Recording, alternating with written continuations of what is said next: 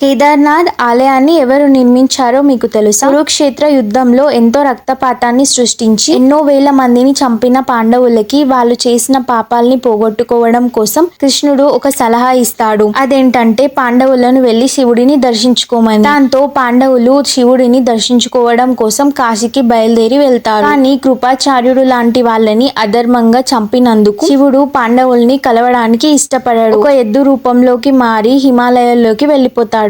అది గమనించిన పాండవులు శివుడి వెనకే వెళ్తూ ఉంటారు. సరిగ్గా కేదార్నాథ్ వచ్చినప్పుడు పాండవులు వెంట పడడం చూసి వీళ్ళు ఇంకా వదిలేలా లేరు అని శివుడు ఆ ఎద్దు రూపంలోనే భూమి లోపలికి వెళ్లిపోతూ ఉండగా భీముడు శివుడి వెన్నుపూస అయిన ఎద్దు మూపురాన్ని పట్టుకొని గట్టిగా లాగుతాడు. దాంతో శివుడు అర్ధాంతరం అయిపోయి ఒక శివలింగం రూపంలోకి మారిపోతాడు. అలా అప్పుడు పాండవులు ఆ శివలింగానికి ఆలయాన్ని నిర్మించారు. అదే మన కేదార్నాథ్. ఇప్పటికే ఆ శివలింగం ఒక ఎద్దు మూపురం రూపంలోనే ఉంటుంది. మీలో కేదార్నాథ్ కి ఎంతమంది వెళ్లారో కామెంట్ చేయండి.